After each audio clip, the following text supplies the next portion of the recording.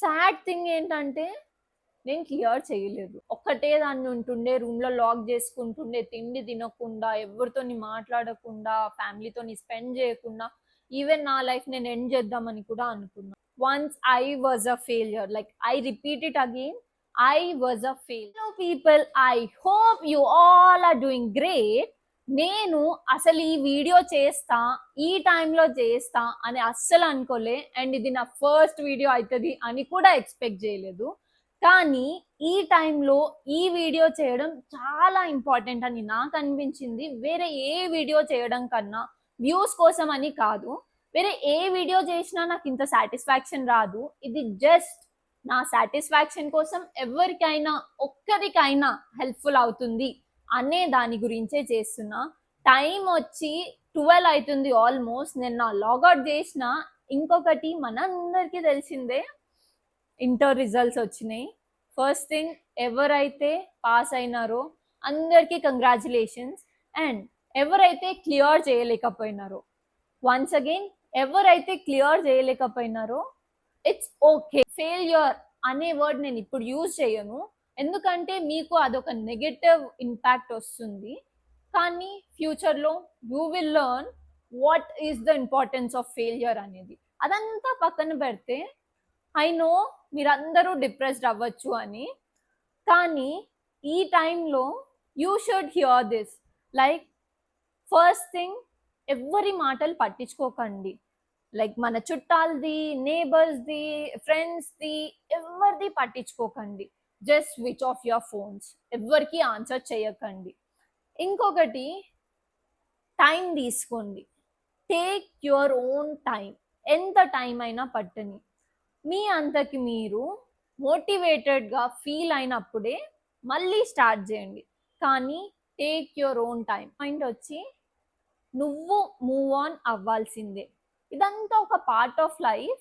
ఇప్పుడు move on అయితేనే నువ్వు నెక్స్ట్ ఏం చేయాలో ఆలోచించగలుగుతావు. అండ్ ఇప్పుడు మూవ్ ఆన్ అవ్వకుండా ఇప్పటి నుంచే నేను చదివేస్తాను, నేను అది చేసేస్తా అంటే నో, టైం పడుతుంది. ఒక 2 days టైం తీసుకోండి. Relax your mind. ఇప్పుడు మీరున్న కన్ఫ్యూజన్లో నెక్స్ట్ ఏం చేయాలో అర్థం కాదు, నేను అది చేసేస్తాను, నేను మళ్ళీ చేసేస్తా అంటే చేయాల్సిందే. కానీ టేక్ యువర్ టైం. మిమ్మల్ని మీరు హీల్ చేసుకోండి. బికాస్ హీల్ చేసుకోవాలి అంటే టైం కంపల్సరీ పడుతుంది. అండ్ మీకు మీరు ఆ టైం ఇచ్చుకోవాలి. ఇంకొకటి main point, comparison. Don't compare yourself with anyone. మీ ఫ్రెండ్స్తో కానీ, మీ రిలేటివ్స్ కానీ, మీ కజిన్స్ కానీ, ఎవరితోని కంపేర్ చేసుకోకండి. మేబీ వాడు నీకన్నా ఎక్కువ కష్టపడి ఉండొచ్చు, క్లాస్లో వాడు నీకన్నా మొద్ద అయి ఉండొచ్చు, కానీ వాడు ఎగ్జామ్స్ టైం వచ్చే వరకు నీకన్నా ఎక్కువ కష్టపడి ఉండొచ్చు. నువ్వు చూడలేదు కదా వాడి ఇంట్లో ఎంత కష్టపడిండో. సో మీ అంతకి మీరు 100% ఇచ్చినా అనుకున్నావు కదా, ఇప్పుడు 200% లేదంటే 300%. కానీ కంపేర్ చేసుకోకు. నీ సొంతంగా నువ్వు ట్రై చేయి. ఈ వీడియో చూస్తున్నా మీరు అందరు అనుకోవచ్చు, నీకేందక్క, నువ్వు సెటిల్ అయిపోయినావు, 10 నిమిషాలు వచ్చి వీడియో లేదో చెప్తున్నావు పోతున్నావు, నా బాధ నాకే తెలుసు, మేము ఫెయిల్ అయింది, మాకు తక్కువ మార్కులు వచ్చినాయని.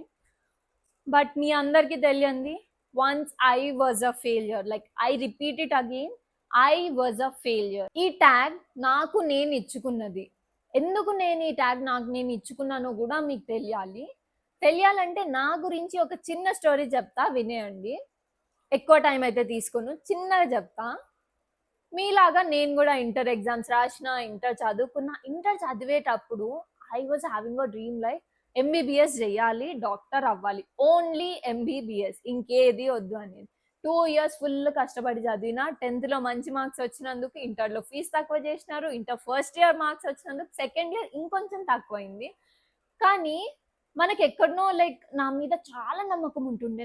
నాకే కాదు, మా ఫ్యామిలీలో అందరికీ శ్రీజ ఏదో ఒకటి లైక్ దాని డ్రీమ్ అది అచీవ్ చేసేస్తుంది అనే కాన్ఫిడెన్స్ అందరికీ ఉంటుండే, నాకు కూడా ఉంటుండే. 2 years ఫుల్ కష్టపడి చదివినా. టీవీ చూడకపోతుండే, సీరియల్స్, మూవీస్, ఫ్యామిలీ టైం ఏం ఉండకపోతుండే. నేను రూమ్లో కూర్చుంటుండే, బుక్లు వేసుకుంటుండే, లాక్ చేసుకొని చదువుకుంటుండే. ఇంటికి చుట్టాలు కూడా రాని, వాళ్ళందరూ ఇంకొక దగ్గర ఉంటుండే, నేను ఒక్కదాన్ని నా రూమ్లో ఉంటుండే. అట్లా చదివి 2 years అయిపోయినాయి. నీట్ ఎగ్జామ్ డేట్ కూడా వచ్చేసింది, ఎగ్జామ్ కూడా రాసేసినాం మనము. సో ఫైనల్గా 1 month తర్వాత రిజల్ట్స్ వచ్చినాయి. సాడ్ థింగ్ ఏంటంటే, నేను క్లియర్ చేయలేదు. లైక్ ఎంబీబీఎస్ సీట్‌కి నేను క్లియర్ చేయలేదు.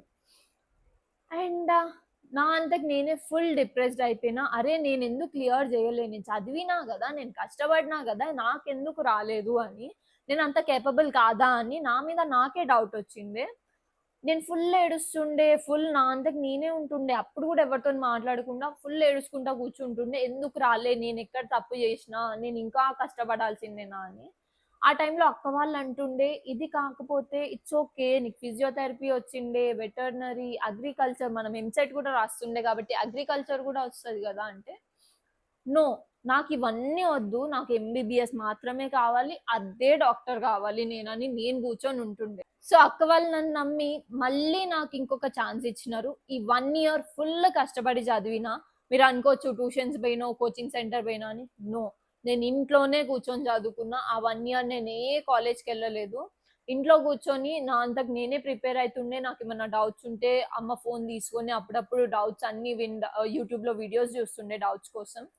అట్లా ఆ 1 ఇయర్ అయిపోయింది. తర్వాత నీట్ ఎగ్జామ్ మళ్ళీ వచ్చింది. సెకండ్ టైమ్ మనం నీట్ ఎగ్జామ్ రాసినాం. మళ్ళీ రిజల్ట్స్ వచ్చినాయి సెకండ్ టైమ్. ఈసారి కూడా మనం క్లియర్ చేయలేదు. ఫస్ట్ టైమ్ నాకు ఎక్కడనో నా మీద 70-80% కాన్ఫిడెన్స్ ఉంటుండే. ఇంకొకసారి నేను క్లియర్ చేసేస్తా అని.